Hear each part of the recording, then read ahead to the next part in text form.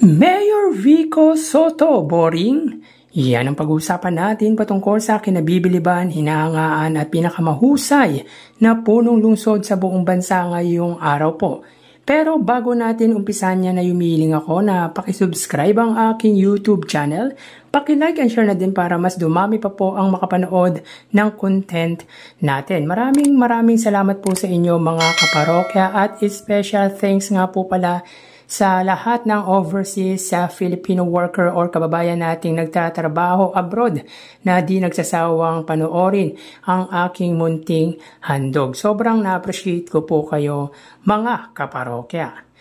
So yun nga mga kaparokya, may sasagutin lang tayong basher na tila para sa akin mga kaparokya ay minamaliit at ikinukumpara ang butihing mayor sa elected mayor ng Maynila na si Isko Moreno. Well, para sa akin during pandemic time mga kaparokya, the two gentlemen really stand out at that time. Talagang nagtrabaho sila, kumbaga pinakita nila yung meaning ng public service. Pero syempre kung ipagkukumpara ang dalawa, with all honesty, I am on the side of Mayor Vico Soto. Sa kanya ko nakita yung totoong sensiridad, pagmamalasakit at pagmamahal sa kapwa at bayan. I'm not saying Mayor Isko Moreno is not just that, but kung titignan sa malayo, maikukumpara talaga sila at higit na malayo ang butihing mayor kay Isko Moreno. Anyway, sagutin lang natin ang comment na ito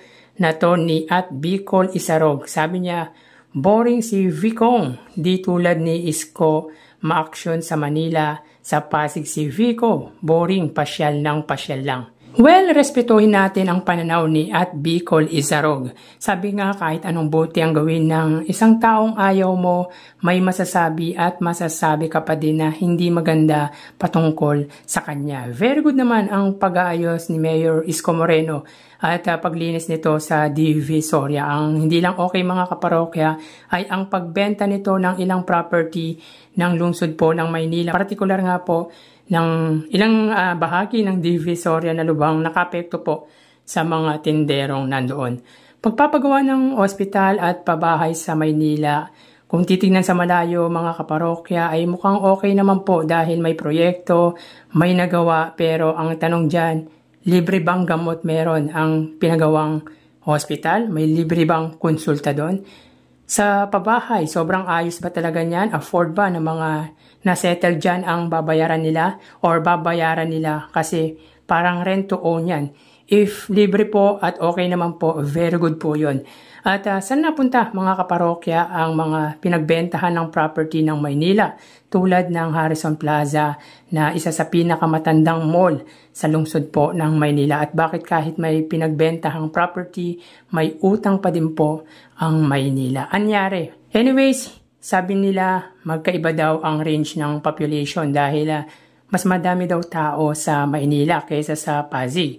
Well, totoo naman po yon, pero still may budget allocated naman po ang bawat cities at mas malaki ng ilang bilyon ang Maynila. Kaya hindi pwedeng ikumpara ang population ng dalawa. Nasa paggamit lang talaga ng pondo. Ang Pasig dumaan sa pandemic, walang utang, nakalikom pa ng 1 bilyon sa pondo.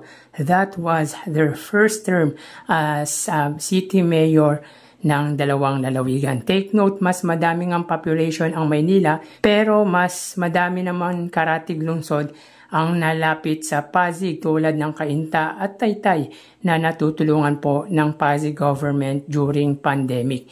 Anyways, yung papasyal-pasyal ni Mayor Vico Soto ay maraming napaayos na kalsada, maraming napagawang multipurpose at health center. Nilinis hindi lang ang kalsada, kahit ang mga drainage. Hindi puro sita, kundi pakikinig ang inuna. Hindi pagmamando ginawa, kundi nakipag-ugnayan sa kanyang mamamayan. At pinakamahirap na ginawa niya ay inalis niya ang korupsyon sa lungsod po ng Pasig.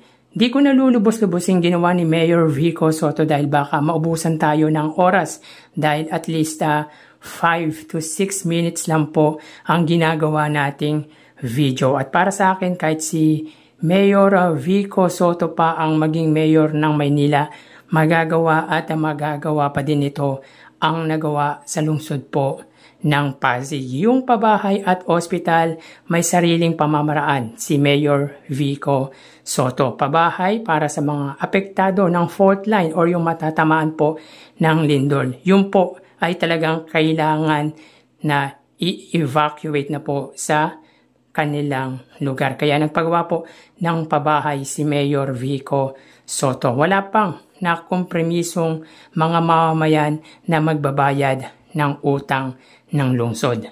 So hanggang dito na lang po tayo mga parokya. Magsiingat po tayo palagi. Thank you and God bless.